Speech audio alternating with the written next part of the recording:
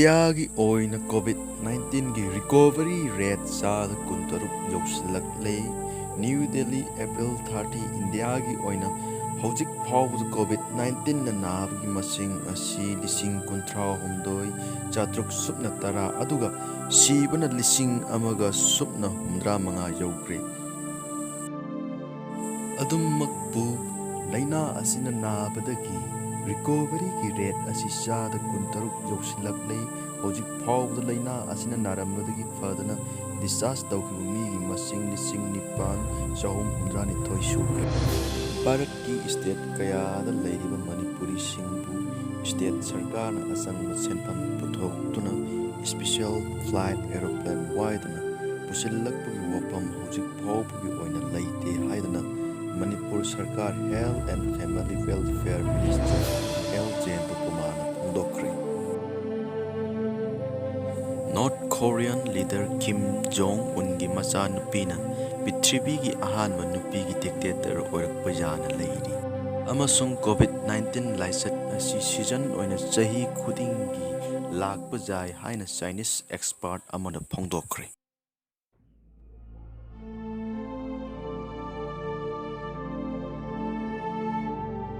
ꯔꯨꯁꯤꯌꯟ prime minister ꯃꯤꯈꯦꯜ ꯃꯤꯁꯨꯇꯤꯟ ꯃꯍꯥꯛ corona positive ꯑꯣꯏꯔꯦ ꯍꯥꯏꯕ ꯀꯟꯐꯥꯔꯝ ꯇꯧꯔꯦ꯫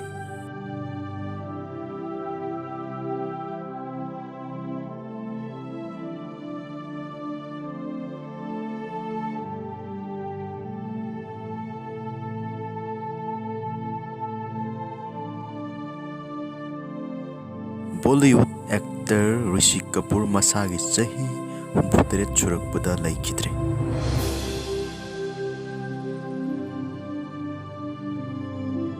ꯊꯕꯛꯀꯤ ꯄꯥꯎ ꯄꯤꯖꯔꯤ꯫ Western Railway has invited application for the recruitment to the post of staff nurse, lab superintendent and radiographer to work in COVID isolation ward of Divisional Railway Hospital, Pratapnagar, Vedora.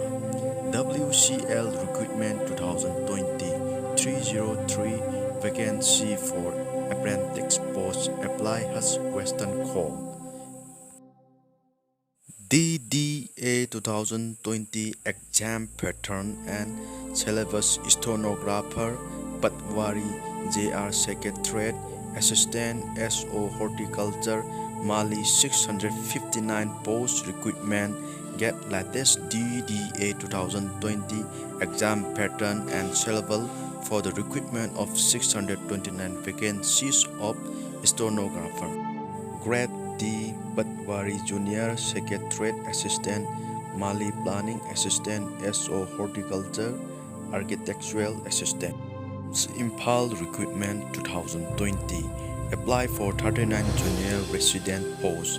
RIMS Imphal Recruitment 2020 notification is out at RIMS Ranchi ORG. JPSC 6 result and marksheet 2020 release has JPSC government in. Check your result of JPSC Civil Service Mains exam along with marksheet on direct link. Mahanadi Coalfield Limited Recruitment 2020 apply for advisor finance 1 or 2 posts. Mahanadi Coalfield Limited has invited application for the advisor finance 1 or 2 posts. Interested candidate can apply for Mahanadi Coalfield Limited MCL Recruitment 2020 through the prescribed format on or before 15 May 2020.